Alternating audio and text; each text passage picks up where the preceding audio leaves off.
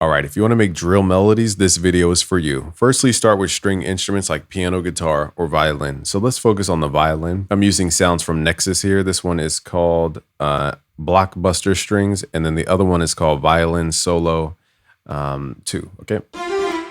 So let's go into the sound itself. Now, in Logic Pro, you also have different articulations, but the main thing is articulation. When it comes to strings, you could play your strings like, or you could play it like, or you could play dum, dum, dum, dum. So it depends on how you play the string that dictates its emotion as well. And for that, you have to dig into sample libraries that fully sample all of the ways somebody can play a stringed instrument. There's many ways you can play a stringed instrument. It's not all just long notes like this. We're gonna start with a minor chord. In this case, D minor. That's a pretty dark chord in general, so let's turn this down a little bit. Now, I'm building chords because chords give the foundation for the melody. Without chords, your melody is just going to sound like it's just flailing around for the most part. Okay, so let's drag this out, and then let's change up the chord here, hitting Shift to pull this over. Let's just take this what's called a third and pull it down. So now we have what's called a suspended second chord. And it creates that tense movie-like feel, okay? Now, if you want to go the other way to create tension, you could raise the third up to what's called the perfect fourth, which is 5 semitones away from the root. So 0, 1, 2, 3, 4, 5. This is called a suspended fourth chord. Now, these are simple triad chords. We didn't really do much but change the middle note. Now, these are going to play really dark chords.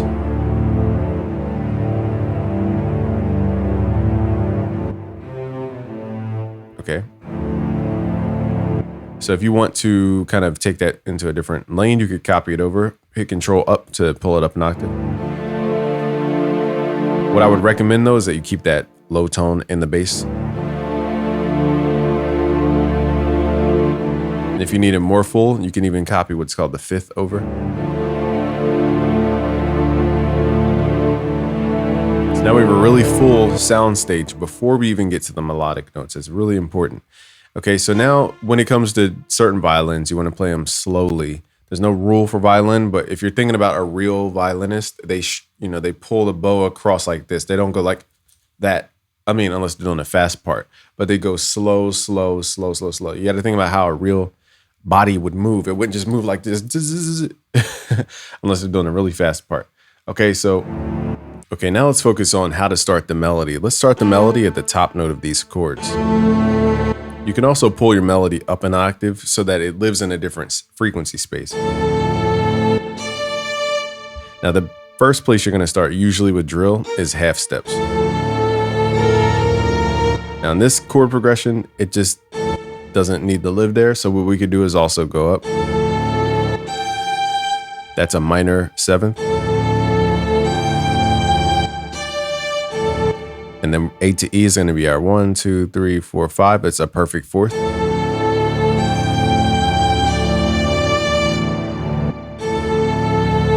Let's move it up to a drill tempo, 144. Also, I don't need everything to be up an octave.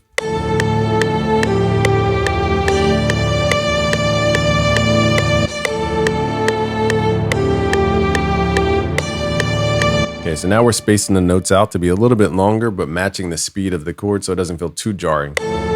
Now, another thing in Nexus specifically is if you go to the modulation tab, you can go to where it says portamento and switch this to legato mode and then change the speed here. We'll create a pitch bend.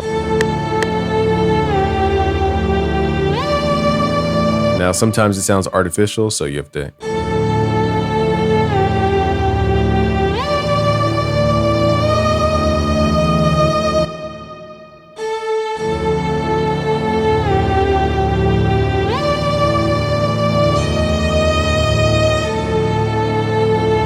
Now for this chord, it's so slow, having a fast melody would take away from the energy because fastness is representing of happiness.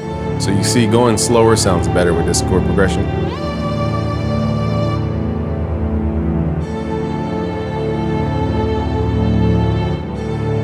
And sometimes repeating a note is the melody. I think we tend to think that we have to always change a note to create a melody. Sometimes a melody is just a rhythm as opposed to a note change.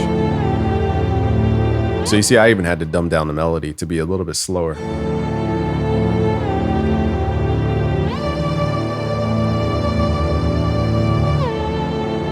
And then we can repeat this structure over here.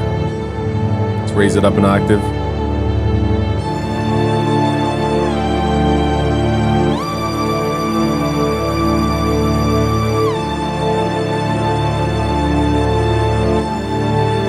Okay, so it's a very slow melody, but now it accents the chords. If I take away the chords, it just doesn't have the same vibe.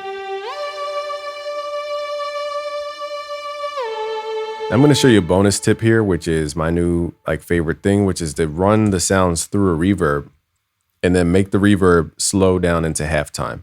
So this is my own kind of sound that I like for drill. It usually works with faster melodies. Okay, so let's send the violin to the reverb here. Left click. So now it's going through this reverb. Now after the reverb, I'm going to add either halftime or gross beat on the halftime setting. And now I have the strings going through a reverb slowed down. And it creates a nice wide sound. You can also blend this. Let me let you hear just the effect.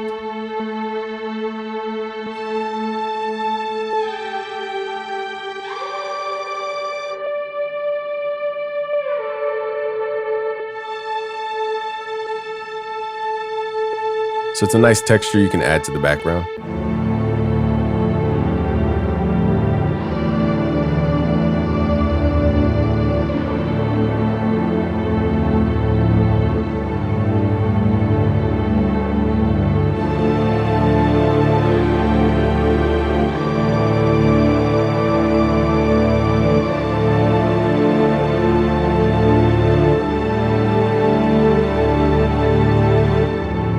Okay, if you want to learn more about melodies and how to go about making the feeling come out of it, go to busyworksbeats.com/music theory magic. I have a new course where I show you how to pull the emotion out of chords and melody. Thank you for watching. It's Game from busyworksbeats.com. Peace.